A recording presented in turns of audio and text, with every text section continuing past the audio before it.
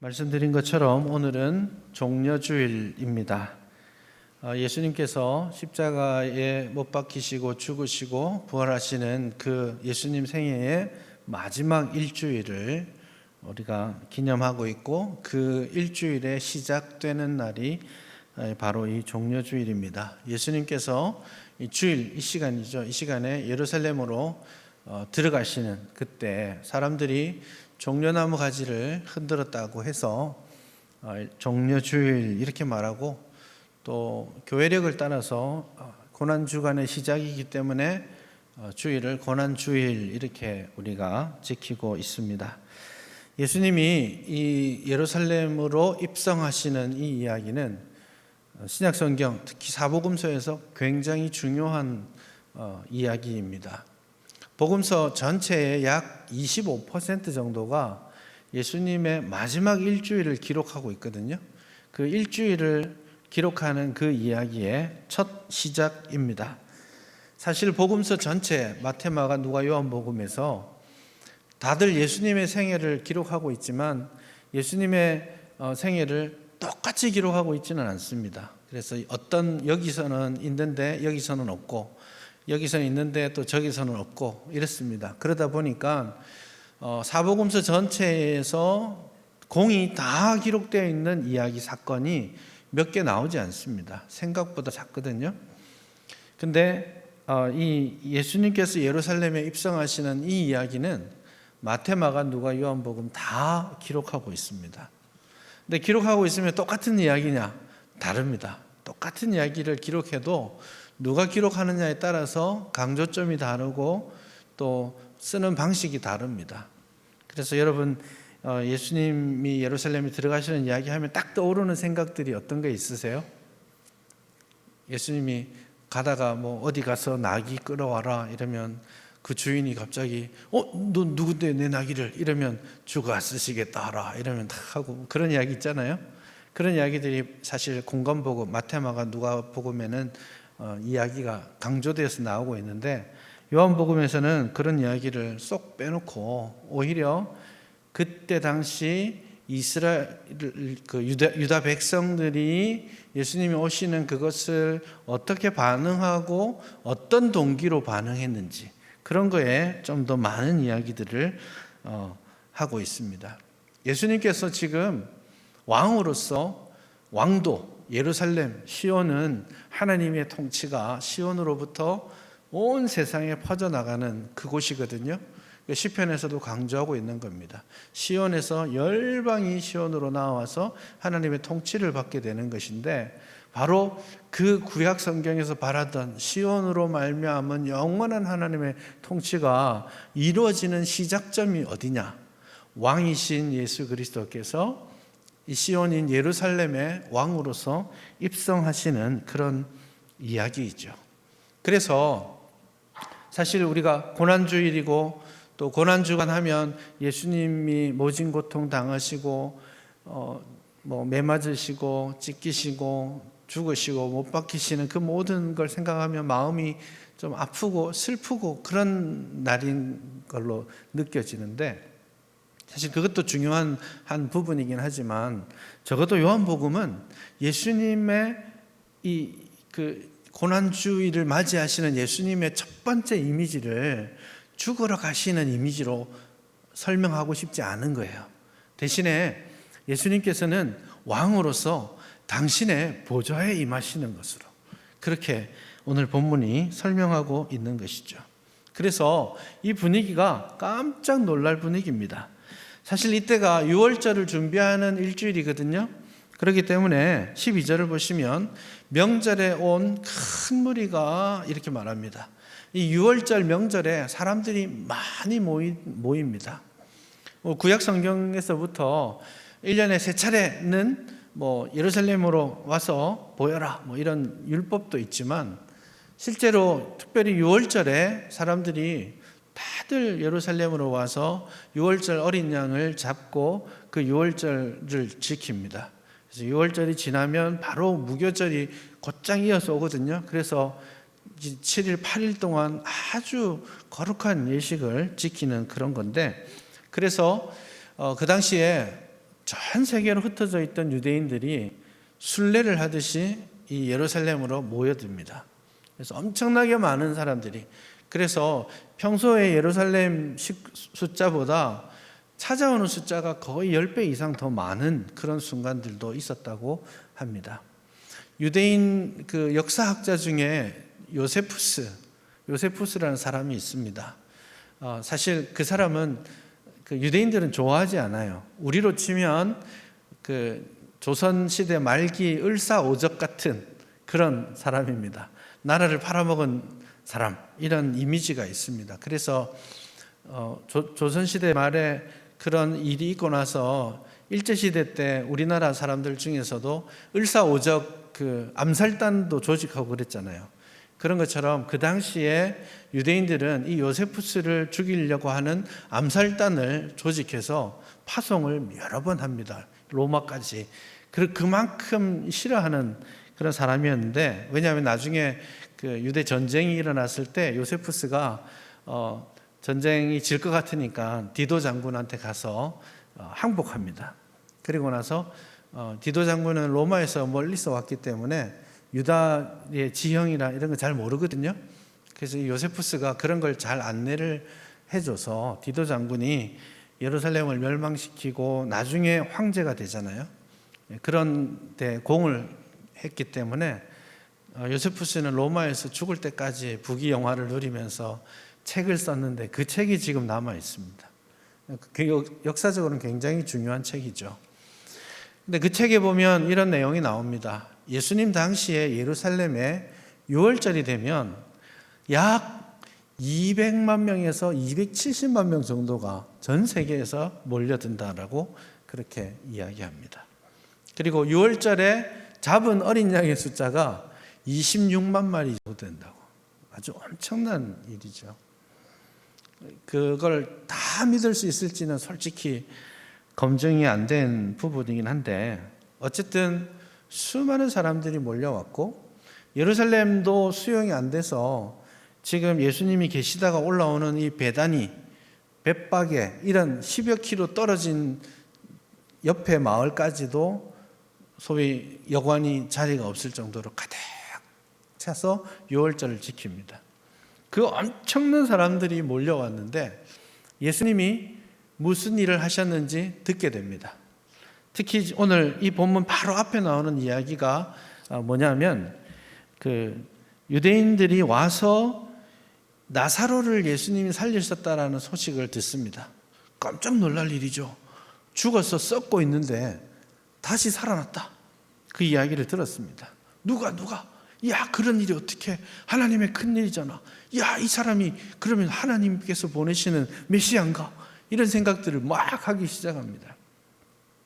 그때 예수님이 이 베다니에서부터 시작해서 예루살렘으로 올라오기 시작합니다. 사람들이 막 몰려들었습니다. 엄청난 사람들이 몰려들었습니다.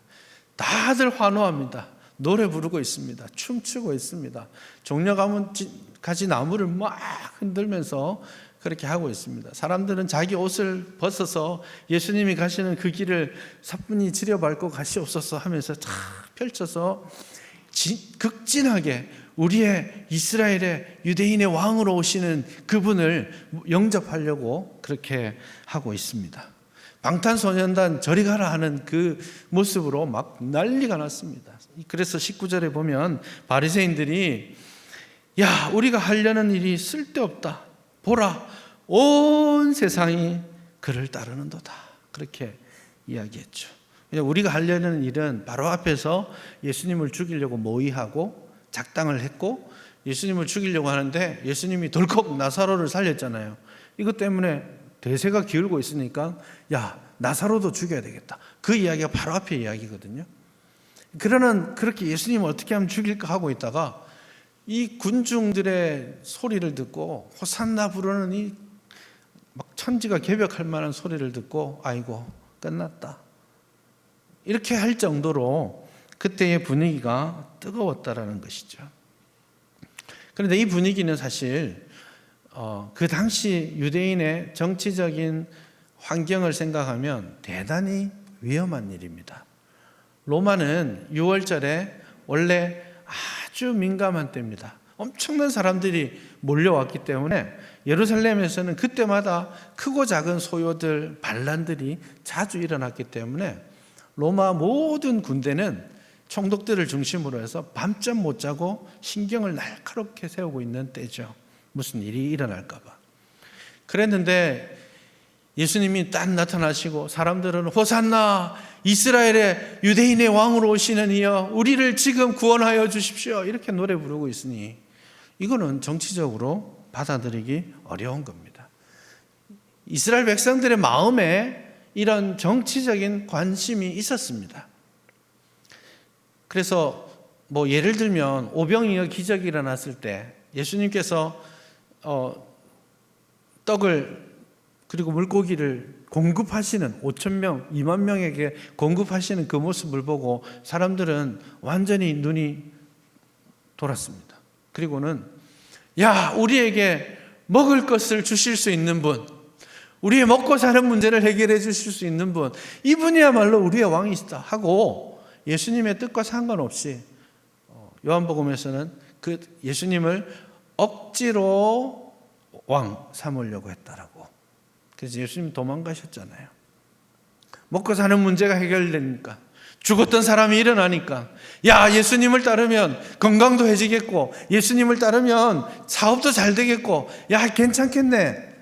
그렇게 해서 속박 아래 있던 그 민족들을 구원하고 자기들의 먹고 사는 문제를 해결하고 평화를 줄 메시아, 그를 사모했던 것입니다. 옳지 않은 일이죠. 그것을 오늘 요한복음은 폭로하고 있습니다.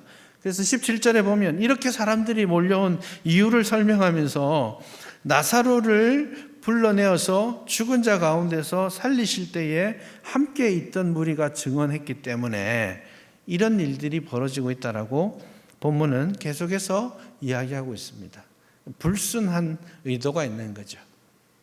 종려나무를 가지를 흔든다는 것도 대단히 불순한 의도가 있습니다. 그 당시 주전 100년부터 주후 70년까지 발견되는 유대인의 동전에는 종려나무 가지가 그려져 있습니다. 그만큼 종려나무 가지는 민족주의적인 색채를 강하게 가지고 있는 그런 식물입니다.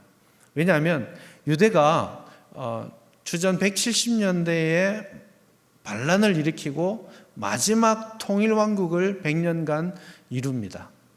그 열매를 지금 예수님 시대까지 이어가고 있는 것인데요. 그 유다 마카비 왕조가 그때 세워졌는데 이 유다 마카비 가문이 그 그리스의 반란을 일으키고 예루살렘으로 독립을 선포하면서 입성하는 날이 있었습니다.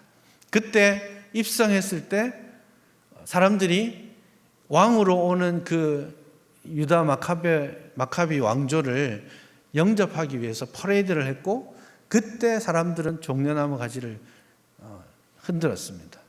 그래서 종려나무 가지는 이스라엘의 독립을 상징하는 그런 내용이 들어있는 것이죠.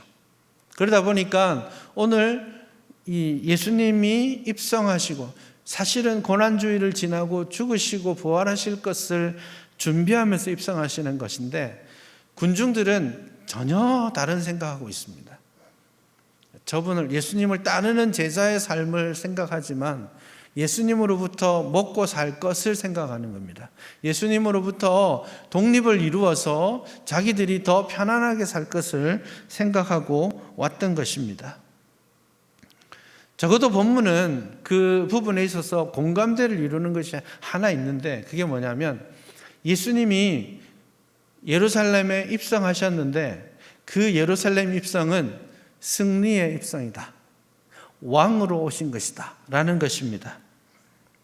이스라엘의 왕으로서 이스라엘을 다스리고 세상 만물을 다스리는 진정한 왕이 오셨다라는 것을 본문에서 고백하고 있습니다. 그래서 이 분위기가 지금 요한복음 12장 예루살렘 입성의 이 순간에 명백하게 드러나고 있는 것이죠. 예수님은 온 세상의 왕이시라는 것을 먼저 인정해야 됩니다.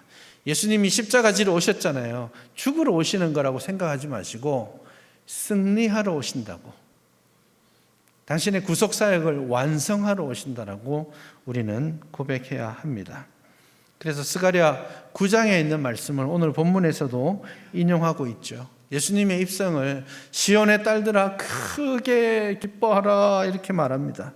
예루살렘의 딸들아 즐거이 부를지어다. 왜냐? 온 세상의 구원자이신 왕이 어린 나귀 새끼를 타고 입성하신다 라고 스가랴 9장에서 예언을 했고, 그것이 바로 이날 완성되었다라고 오늘 본문이 말하는 것이죠. 여러분, 예수님이 십자가를 지시고 죽으시는 이것을 우리는 진정한 왕에 등극하시는 의식이라고 먼저 고백할 수 있어야 됩니다. 그래서 십자가 지러 오신 이 예수님의 모습이 우리를 다스리시는 진정한 왕으로 오셨다라는 사실을 우리는 먼저 고백해야 할 것입니다. 그래서 고난, 그것은 슬픔이 아니라 그것은 승리입니다. 예수님이 나를 위해 죽으셨잖아요. 슬프십니까? 얼마나 아프셨을까 하고 고난주일 되면 그런 노래들 많이 부르잖아요. 막 되게 아프셨겠다, 눈물 흘리고 막 이런데 개인적으로는 사실 고맙잖아요. 감사하지 않습니까? 예수님이 고난 당하지 않으셨다면 우리에게 무슨 소망이 있습니까? 예수님이 십자가에서 죽고 부활하지 않았다면 이 하나님의 나라가 무슨 의미가 있겠습니까? 거기서부터 모든 것이 이루어진 것이에요. 예수님의 죽으심 가운데 나도 죽은 것이고, 예수님 부활하실 때 나도 또한 부활하신 것이고, 심지어는 에베소 2장에 따르면 예수님 승천하실 때 나도 또한 올라가는 거예요. 예수님과 함께 죽고 예수님과 함께 사는 거예요. 그러니 예수님의 십자가를 슬퍼하고 염려하는 것으로 이 일주일을 보내지 마시고, 오늘 요한복음 12장 이 종려주일의 분위기를 따라서, 야, 예수님이 정말 만왕의 왕으로서, 진정한 왕으로서 당신의 보좌에 시온성에 임하신다. 이제 그분 앞에 나아가서 우리는 정말 진정한 왕 앞에 복종하고 그분의 말씀을 듣자. 그것이 우리가 기억해야 될 이 고난주일의 또 다른 중요한 한 모습입니다. 두 번째로 우리가 생각할 것은 뭐냐면, 예수님께서 그렇게 승리하러 이 땅에 오셨는데, 왕으로서 이 땅에 오셨는데 어떻게 오시느냐입니다. 스가랴 9장 9절 10절에 있는 말씀을 인용하시면서 예수님께서는 왕으로서 시온에 오셨는데 그 오심이 다름이 아니라 겸손하셔서 어린 나귀 새끼를 타셨다, 그렇게 말씀합니다. 어린 새끼 나귀, 한 번도 사람을 이 등에 앉혀보지 않은 그런 어린 나귀를 예수님께서는 타고 오셨습니다. 예수님은 진정 의로우신 왕이십니다. 만물을 통치하시는 진정한 왕입니다. 예수님은 이제 이 십자가 사건을 통해서 이 세상의 공중 권세 잡은 사탄의 권세까지도 완전히 박살내실 겁니다. 그래서 하늘에 속한 모든 것으로부터 땅과 땅 안에 있는 모든 것이 예수님의 발 앞에 무릎 꿇게 될 것입니다.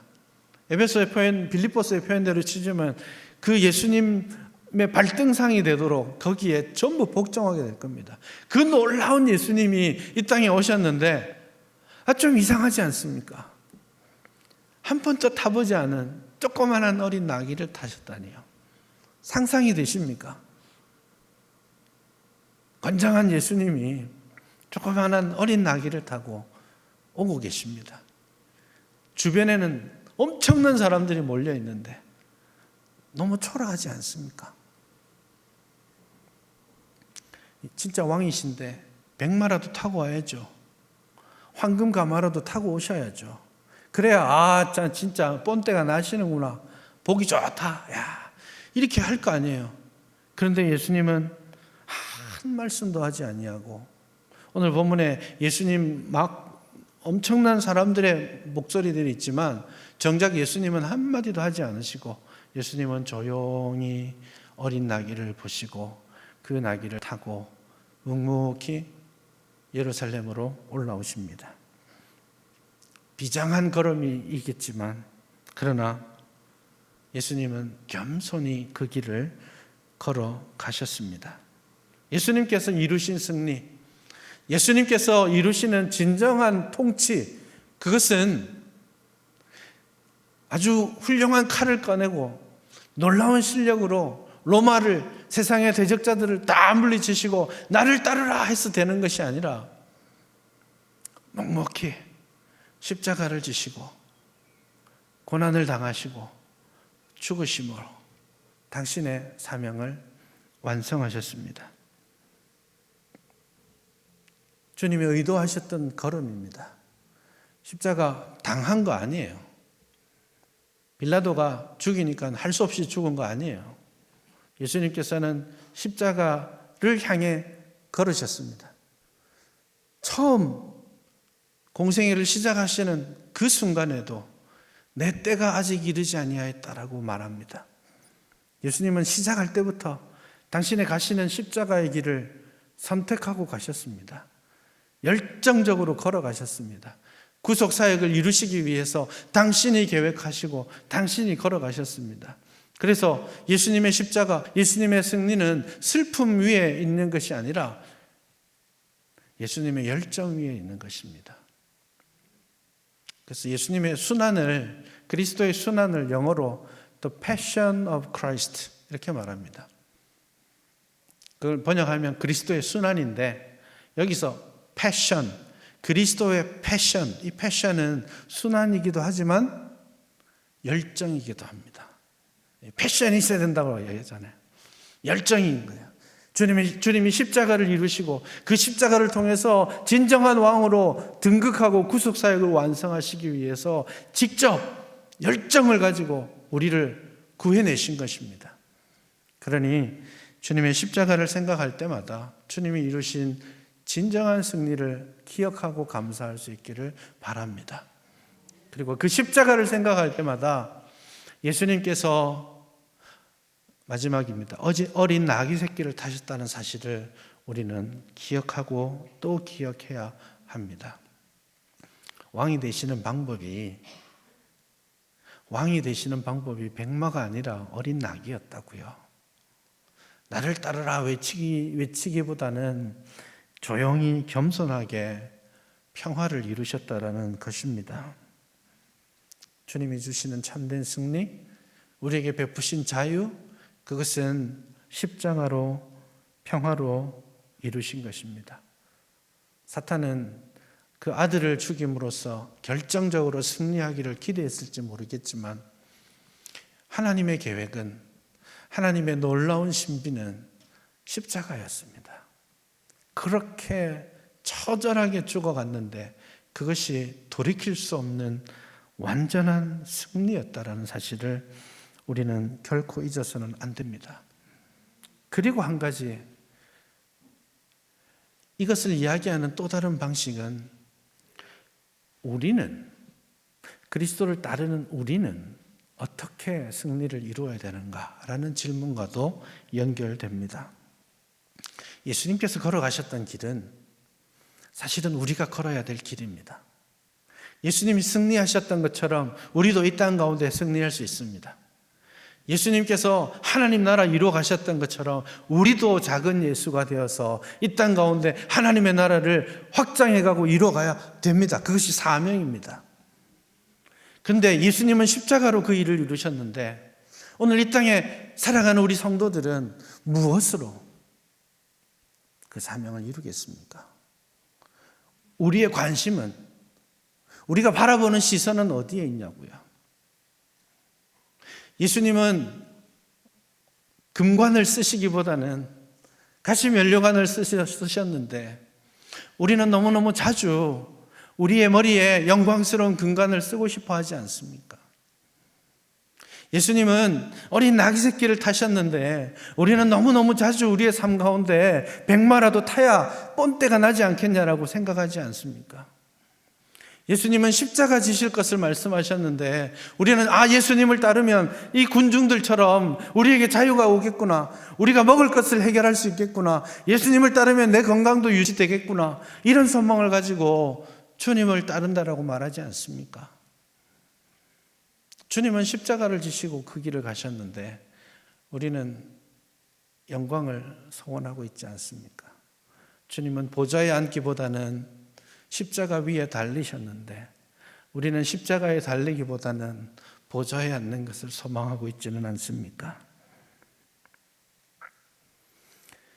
주님이 가신 길을 우리는 따라가야 합니다. 베드로전서 2장 21절에 보면 예수님께서 겸손히 고난 받으신 것을 말씀하시면서 그 고난은 너희에게 본을 끼쳐 우리 성도들에게 본을 끼쳐서 그 자취를 따라가게 하려 함이라고. 예수님의 고난은 그 누구도 따를 수 없는 유일한 구속의 사건입니다. 그러나 제자도의 삶에서 보면 예수님의 고난은 모든 성도가 따라가야 될 삶의 지침입니다. 여러분, 어린아이가 그 문법 국어 공부 시작할 때 이렇게 사선으로 써놓죠. 이렇게 기역, 니연 하면 애들이 연필로 탁 그려 따라가는 거죠. 그게 이겁니다. 우리가 주님의 발자취를 따라가도록 한다라는 말의 의미는 그런 것입니다. 마치 주님이 걸어가셨던 그 길 그대로 그 사선을 따라서 우리가 실선을 그려가면서 문법 공부를 하듯이 우리의 삶은 그리스도의 고난의 발자취를 따라서 걸어가야 되는 거예요. 그게 우리의 삶이고 우리의 삶의 자세입니다.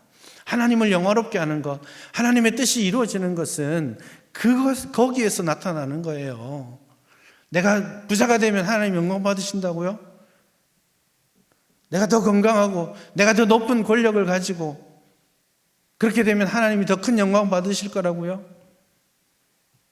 그렇게 높이 되고 그렇게 부자가 되고 그렇게 공부 많이 해가지고 주님의 영광 가리는 사람이 얼마나 많습니까?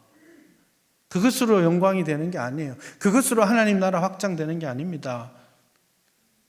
내가 그리스도가 가신 그 삶의 발자취를 따라가느냐? 나도 어린 나귀 새끼 타는 거를 주저하지 않느냐?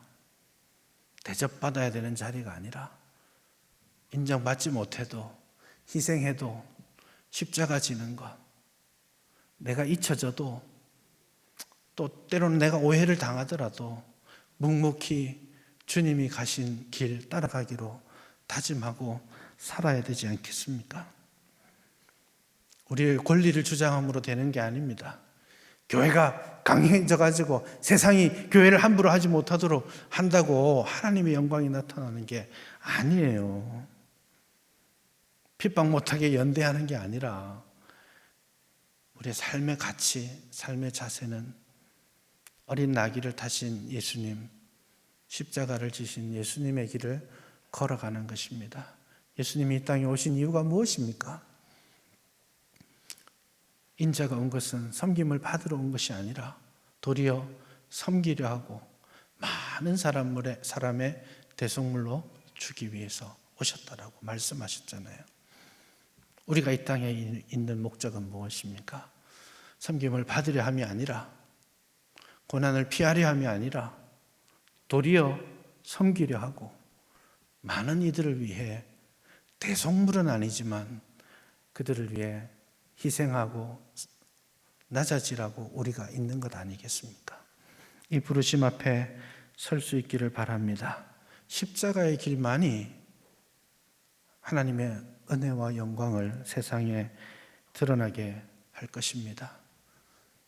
우리가 몇 개월 동안 에베소서를 공부하면서 말씀을 통해서 우리가 바라보는 위대한 교회, 하나님이 기뻐하시는 아름다운 교회에 대한 이야기 하지 않았습니까?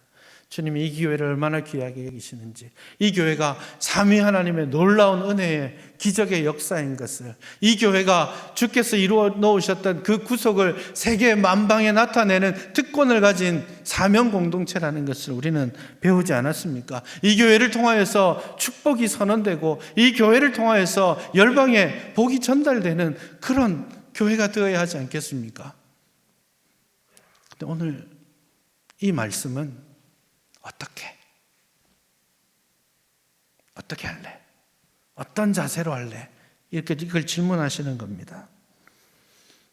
우리는 그 사명을 겸손히 어린 나귀를 타는 행위로서 해야 합니다.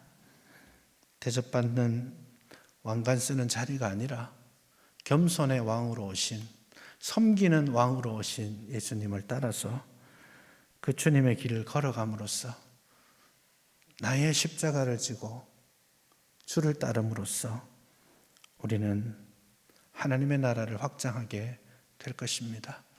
이 거룩한 부르심에 응답하는 저와 여러분 될 수 있기를 주님의 이름으로 축복합니다.